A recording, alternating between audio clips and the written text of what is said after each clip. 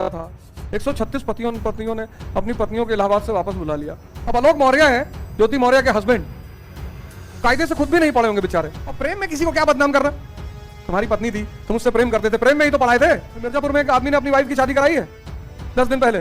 पत्नी का पड़ोस के लड़के से अफेयर था, उसने शादी करवाया पंचायत बुलाकर, 51,000 दहेज दिया। पूछा तुम लगाना है तो अपनी बात मत करो। हाँ तो गर्म करके दे देना बेटा अपने।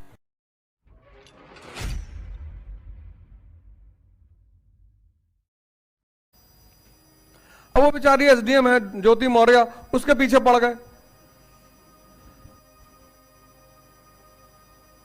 उसने नाम कमाया, एसडीएम बनी है। अब उसको बदनाम करने में बड़ा मजा। इस देश की जनता की आदत बदनाम करने में किसी को बड़ा मजा आता है। बहुत गलत किया, अपनी पत्नी को छोड़ दिया, पति को छोड़, उसी बेचारे ने पढ़ाया था। तो अब नहीं है मन साथ रहने का। और उसका आदमी जब इतना टैलेंटेड है, किसी को एसडीएम बना देता है, एक और ले आए बनाए।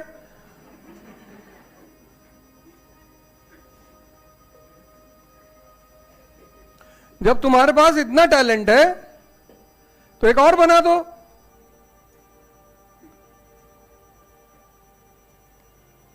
पर उल्टा नहीं करना चाहिए। नहीं, 136 पतियों ने अपनी पत्नियों को इलाहाबाद से वापस बुला लिया। उल्टा बोल रहे हैं। आदमी कमजोर है, औरत चली जाएगी। बहुत सारी औरतें छोड़ के चली गई, लेकिन चूंकि वो नाम वालियां नहीं थी, उनके पास पद नहीं था, प्रतिष्ठा नहीं था, उनको बदनाम करने से कोई फायदा नहीं था, तो किसी ने ट्रोल नहीं किया। ज्योति मौर्य को बदनाम करने से फायदा है, क्योंकि एसडीएम है, अचीवमेंट वाली लड़की है, मजा बहुत आ रहा है।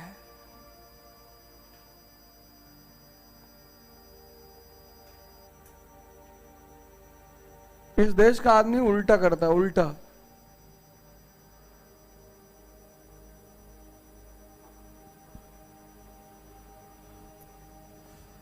और अजीब अजीब बातें करता है। देखो, उल्टा करने की आदत है उसकी। अब आलोक मौर्य है, ज्योति मौर्य के हस्बैंड, कायदे से खुद भी नहीं पढ़े होंगे बेचारे। और प्रेम में किसी को क्या बदनाम करना। तुम्हारी पत्नी थी, तुम उससे प्रेम करते थे, प्रेम में ही तो पढ़ाए थे। प्रेम में किसी को क्या बदनाम करना। तुम्हारे मन में एक लगाव था, प्रेम था, तभी तो उसको पढ़ाए, एसडीएम बनाए। मान लेते हैं तुमने पढ़ाया, सैक्रिफाइस किया, सब कुछ किया।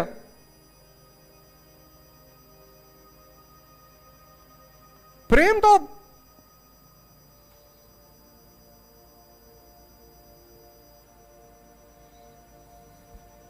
एक लड़का अपनी मां को छोड़ आया ओल्ड एज होम में। जब उसकी मां की डेथ होने लगी तो उसकी मां ने अपने बेटे को बुलाया कि अब तो मेरा अंत समय है, मैं 10 साल ओल्ड एज होम में रही, वृद्धाश्रम में।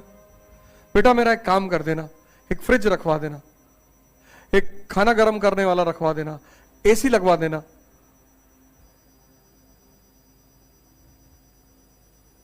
उसने कहा माता जी अब क्यों? बोली बेटा यहां कभी कभी पंखा चलता नहीं, और तुम गर्मी बर्दाश्त नहीं कर पाओगे, क्योंकि आओगे तो तुम भी यहीं।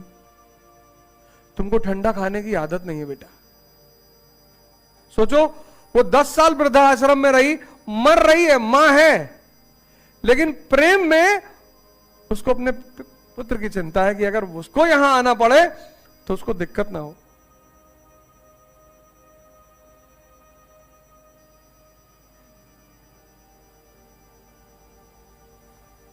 इतना बदमाशी हम लोग अपने परिवार से करते हैं। हमारे परिवार वाले एफआईआर लिखाते हैं, दूसरे वाले लिखाते हैं। किसी माँ बाप को कभी सुने एफआईआर लिखाते हो अपने लड़का लड़की के खिलाफ? जबकि सबसे ज्यादा लोग माँ बाप को परेशान करते हैं। जो मंद बुद्धि है वो सबसे ज्यादा माँ बाप को ही परेशान करेगा। अगर तुम्हारी उम्र 20 साल है तो तुम माँ बाप को तो परेशान ही नहीं कर सकते, अगर उसने तुम्हें 20 साल का किया है तो। इतना कर दिया है।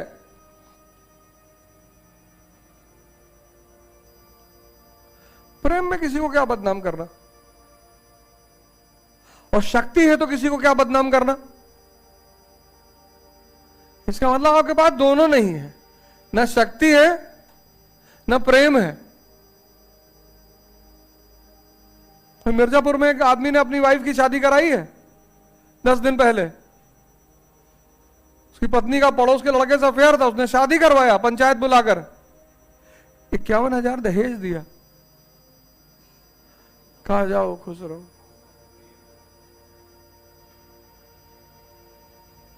क्या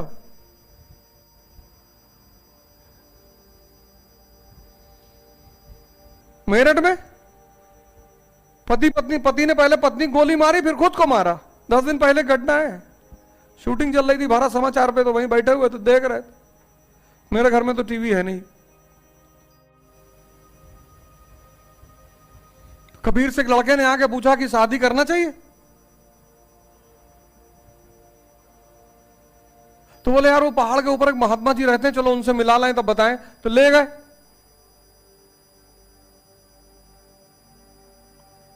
मिलाने के लिए। फिर उस युवक से कहे जाओ, तो जाने लगा। तो पूछे, तो उस युवक को बैठाया अपने साथ वहीं पे।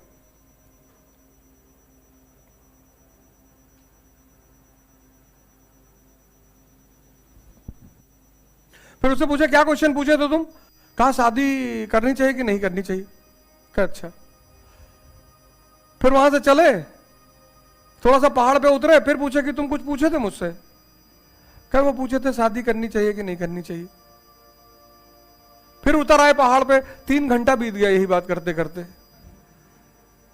तो 3 घंटा बीत गया तो उस युवक ने कहा कि भाड़ में गया उत्तर, अब हम खुद ही पता कर लेंगे। कबीर ने कहा कि मैं तो नहीं उबा 3 घंटे में। जब इतना धैर्य पैदा हो जाए, शादी मतलब जिम्मेदारी है, शादी सामाजिक रिस्पॉन्सिबिलिटी है, परिवार चलाना होता है। और जो रिस्पॉन्सिबिलिटी नहीं ले सकता वो ना करे।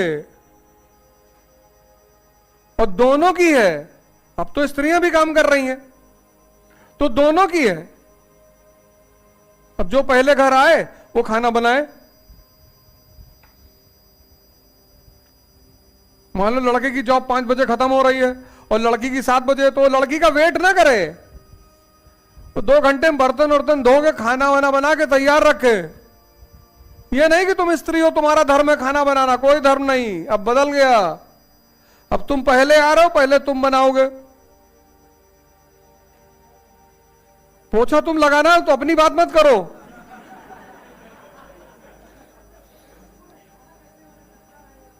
हाँ तो गरम करके दे देना बेटा, अपने हाथ से खिलाना। ऐसे ऐसे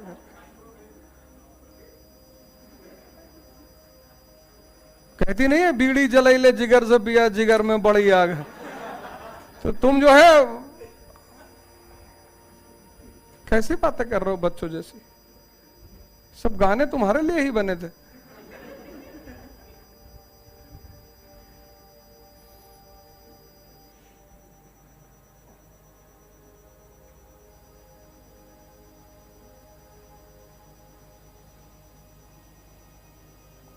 तो पुरुष कहता है महिला से, न लिहाफ न गिलाफ ठंडी हवा भी खिलाफ, ससुरी जा पड़ोसी के चूल्हे से आग ले।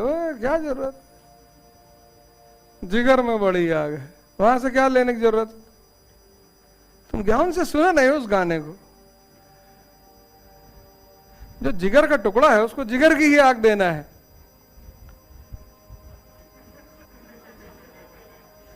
कॉन्सेप्ट कमजोर है तुम्हारा।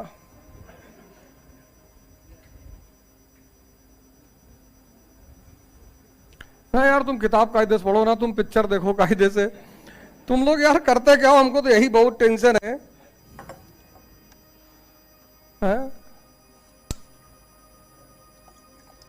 इस देश में ह्यूमैनिटीज पढ़ाई नहीं आती 12th तक। 10th तक जो लोग पढ़ते हैं उनसे कहा जाता है हिस्ट्री पढ़ के कोई नौकरी नहीं पाता।